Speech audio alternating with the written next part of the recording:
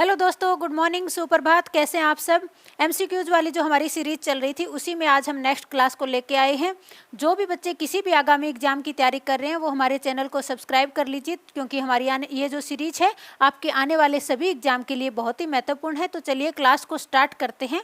हमारा first question देख लीजिए।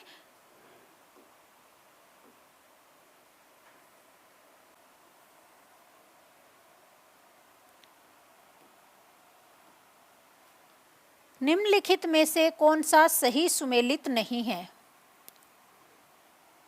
एक तरफ हमें ज्वालामुखी दिए गए हैं और दूसरी तरफ स्थान दिए गए हैं। ये जो ज्वालामुखी दिए गए हैं ये कौन से स्थान पर है, इनमें से कौन सा एक सही सुमेलित नहीं है। पहला देख लीजिए, देवबंद ईरान में, दूसरा है माउंट हेकला म्यांमार में, तीसरा है माउंट कैमरून अफ्रीका में, डी है विसुवियस इटली में। कौन सा इसमें से एक सही सुमेलित नहीं है। विश्व के प्रमुख ज्वालामुखी हैं ये। तो चलिए एक एक करके देखते हैं। पहला है देवबंद, ये ईरान में एकदम सही है। दूसरा है माउंट हेकला, तो माउंट हेकला आपका कहाँ पे पड़ेगा, ये पड़ेगा आइसलैंड में। कहाँ पे पड़ेगा, आइसलैंड में, न कि म्यांमार में। तो ये वाला आपका सही आंसर हो जाएगा। कौन सा सही नहीं है यही हमें बताना है। ऑप्शन नंबर बी जो है आपका सही नहीं है। माउंट हेकला म्यांमार में न होके कहाँ पे होगा, आइसलैंड में। माउंट कैमरून आपका अफ्रीका में एकदम सही है। विसुवियस इटली में पड़ेगा, ये भी एकदम सही है। बाकी तीनों के तीनों सही है, जबकि माउंट हेकला आपका कहाँ पे पड़ता है, आइसलैंड में। विश्व के कुछ और प्रमुख ज्वालामुखी है, इनको भी हम देख लेते हैं। जो और ज्वालामुखी है चलिए उनके बारे में बात करते हैं। देवबंद, माउंट हेकला, माउंट कैमरून और विसुवियस के अलावा एक आपका हो जाएगा स्ट्रोम्बेली। ये आपका पड़ेगा इटली में, इटली के सिसिली द्वीप के ऊपर पड़ेगा। उसके बाद एटना, ये भी कहाँ पे पड़ता है, ये भी इटली में पड़ता है।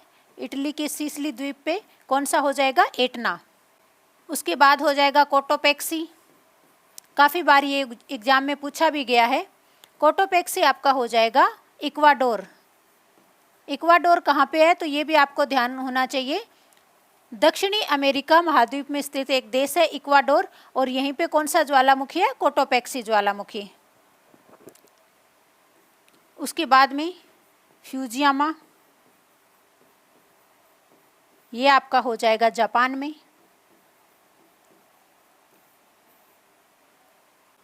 चिम्बाराजो,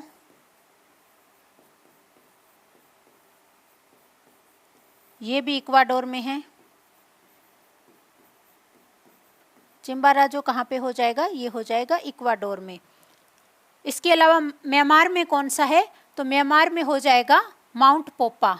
कौन सा हो जाएगा, माउंट पोपा। काफ़ी इंपॉर्टेंट है ये सारे के सारे आपको याद होने चाहिए। तो चलिए एक बार फिर से एक एक करके देख लेते हैं। पहला है देवबंद, ये आपका ईरान में पड़ता है। माउंट हेकला, ये कहाँ पे पड़ेगा, ये पड़ेगा आइसलैंड में। कहाँ पे पड़ेगा, आइसलैंड।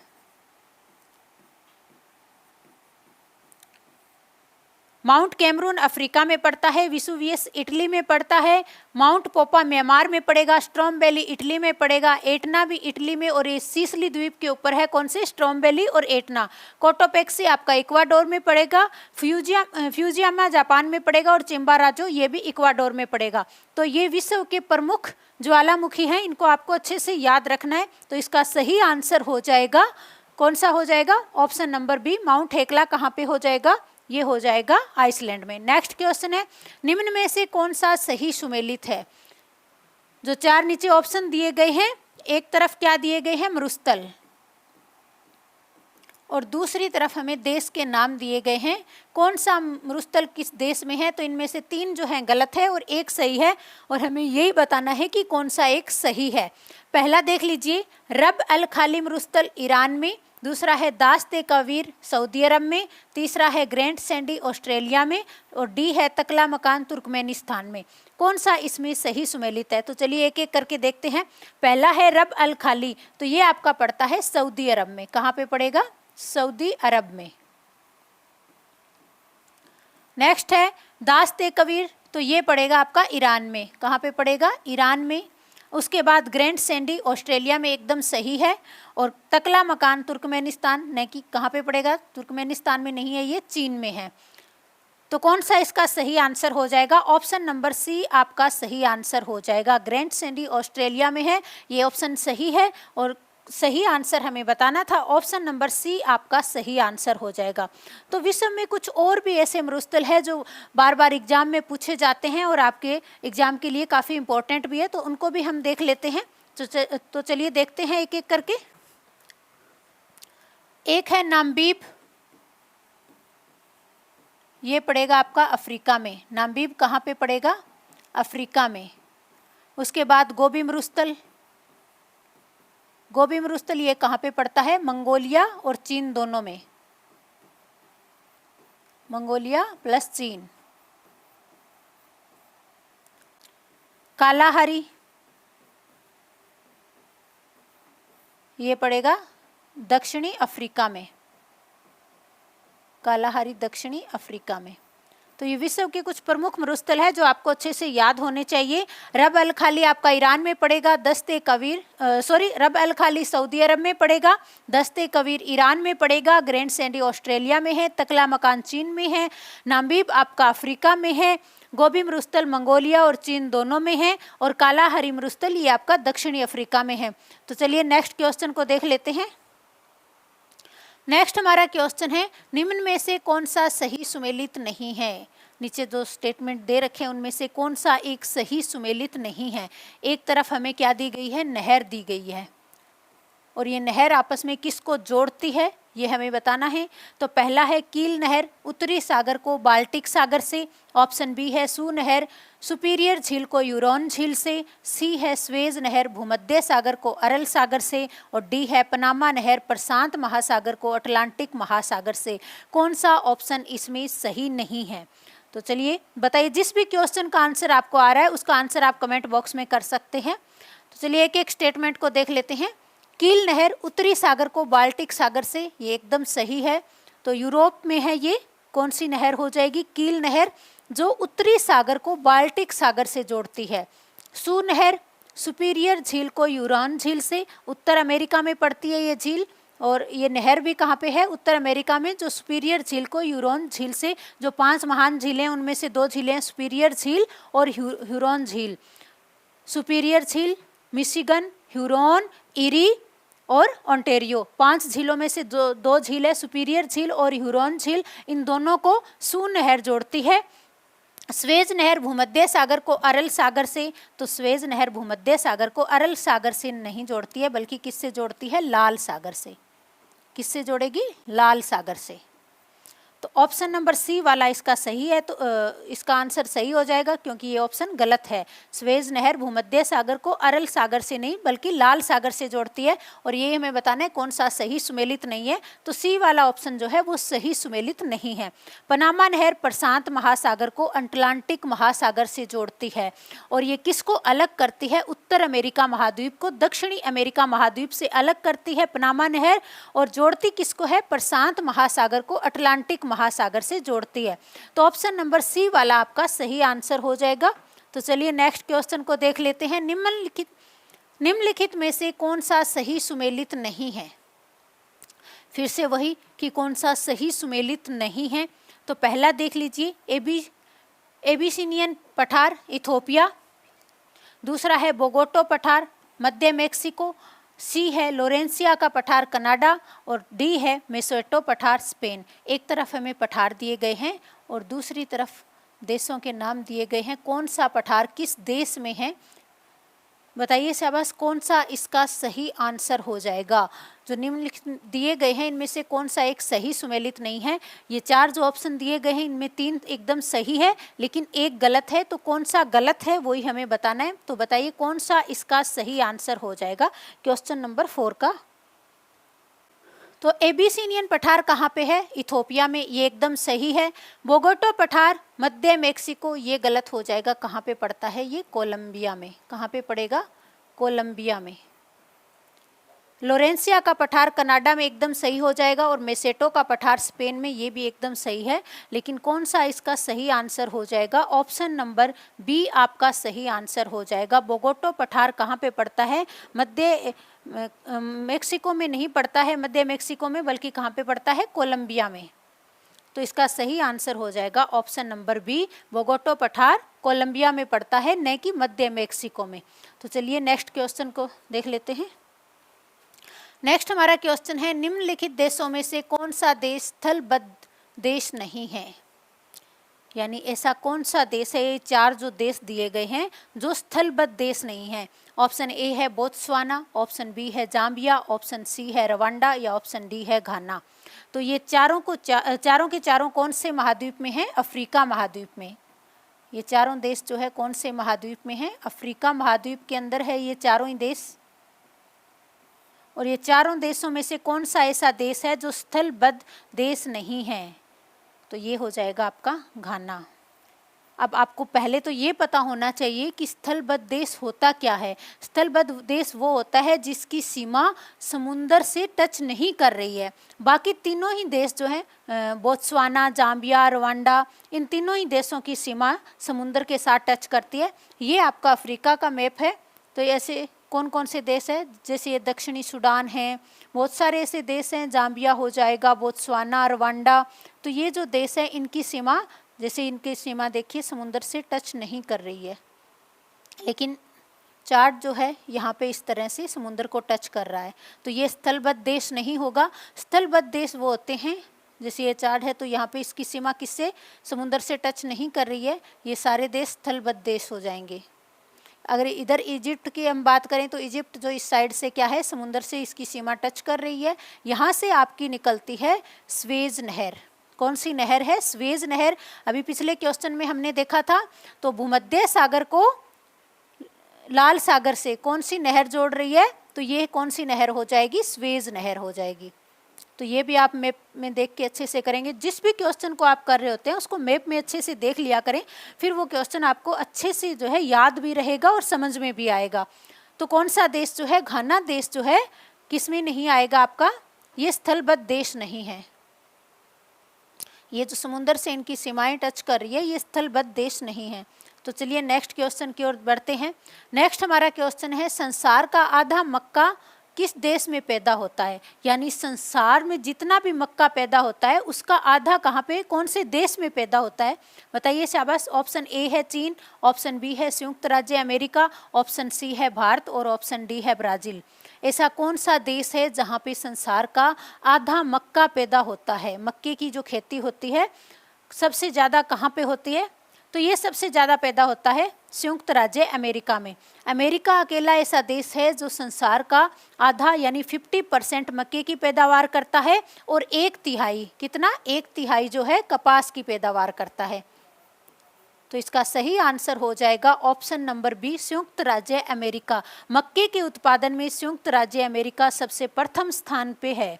कौन सा देश हो जाएगा? संयुक्त राज्य अमेरिका। नेक्स्ट हमारा क्वेश्चन है, कनाडा की सुलिवान खान किस खनिज के लिए प्रसिद्ध है? कनाडा की सुलिवान खान, यहाँ पे ये भी आपको याद रखना है, सुलिवान खान कहाँ पे है? तो ये हो जाएगी कनाडा में। तो ये और अलग क्वेश्चन बन जाता है। ऐसे भी आपसे पूछा जा सकता है कि सुलिवान खान जो है कहाँ पे है?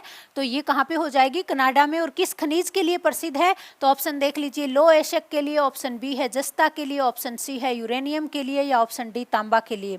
तो कौन सा इसका सही आंसर हो जाएगा? कनाडा की सुलिवान खान किस लिए फेमस है? तो ये जस्ते के लिए फेमस है, और कनाडा विश्व में जस्ता उत्पादन में 3रे स्थान पे है। प्रथम स्थान पे कौन सा हो जाएगा? प्रथम स्थान पे कौन सा देश आएगा? तो जस्ता उत्पादन में प्रथम स्थान पे आपका आता है चीन। सुलिवान खान आपकी किस लिए प्रसिद्ध है? तो जस्ता उत्पादन के लिए प्रसिद्ध है। ऑप्शन नंबर बी वाला आपका सही आंसर हो जाएगा। तो चलिए नेक्स्ट क्वेश्चन की ओर बढ़ते हैं। नेक्स्ट हमारा क्वेश्चन है, ग्रैंड बैंक और जॉर्जेस बैंक जैसे प्रमुख मत्स्य क्षेत्र कहाँ अवस्थित है? तो बताइए कहाँ पे हो जाएंगे? ग्रैंड बैंक और जॉर्जेस बैंक जैसे प्रमुख मत्स्य क्षेत्र कहाँ पे अवस्थित है? ऑप्शन ए है कनाडा, ऑप्शन बी है जापान, ऑप्शन सी है ब्राज़ील या ऑप्शन डी रूस। तो इसका सही आंसर क्या हो जाएगा? ये मत्स्य क्षेत्र कहाँ पे पड़ते हैं बताइए शाबाश। क्वेश्चन नंबर 8 का आप सही आंसर देंगे। ग्रैंड बैंक और जॉर्जेस बैंक, तो ये कहाँ पे पड़ते हैं? न्यू फाउंडलैंड में। न्यू फाउंडलैंड कहाँ पे पड़ता है? ये कनाडा के पूर्वी छोर पे कौन सा हो जाएगा? न्यू फाउंडलैंड।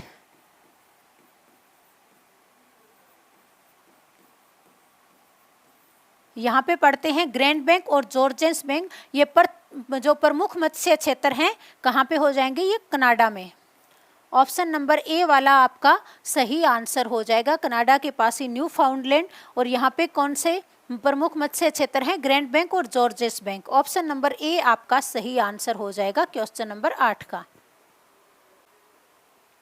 नेक्स्ट क्वेश्चन है, निम्नलिखित में से कौन सा क्षेत्र चलवासी पशुचारण के लिए प्रसिद्ध नहीं है?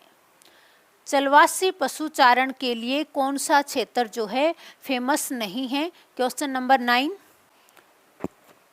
चलवासी पशुचारण कौन से क्षेत्रों में किया जाता है? जहाँ की जलवायु उष्ण और शुष्क हो वहाँ पे चलवासी पशुचारण किया जाता है। तो ये कौन सा क्षेत्र इसके लिए प्रसिद्ध नहीं होगा? दक्षिणी पश्चिमी एशिया, ऑप्शन बी है उत्तरी अफ्रीका, ऑप्शन सी है दक्षिणी पूर्वी एशिया, ऑप्शन डी है टुंड्रा। तो कौन से ऐसे क्षेत्र हैं जहाँ की जलवायु जो है उष्ण और शुष्क नहीं है? तो इसका सही आंसर हो जाएगा दक्षिणी पूर्वी एशिया। ऑप्शन नंबर सी आपका सही आंसर हो जाएगा। कौन सा? Option number C. दक्षिणी पूर्वी एशिया वाला भाग है वो किसके लिए फेमस नहीं है? चलवासी पशुचारण के लिए। नेक्स्ट क्वेश्चन है, दक्षिण अमेरिका की इंडियन व यूरोपियन मिश्रित प्रजाति को क्या कहते हैं? दक्षिणी अमेरिका की इंडियन व यूरोपियन प्रजाति को क्या कहते हैं? ऑप्शन देख लीजिए, जंबो, ऑप्शन बी है रेड इंडियन, ऑप्शन सी है मुलाटो, ऑप्शन डी है मेस्टिजो। तो कौन सा इसका सही आंसर हो जाएगा? दक्षिणी अमेरिका के जो मूल निवासी होते हैं उन्हें क्या कहा जाता है? Red Indian. क्या होते हैं ये? दक्षिणी अमेरिका के जो मूल निवासी हैं उनको कहा जाता है रेड इंडियन। और हमें क्या बताना है?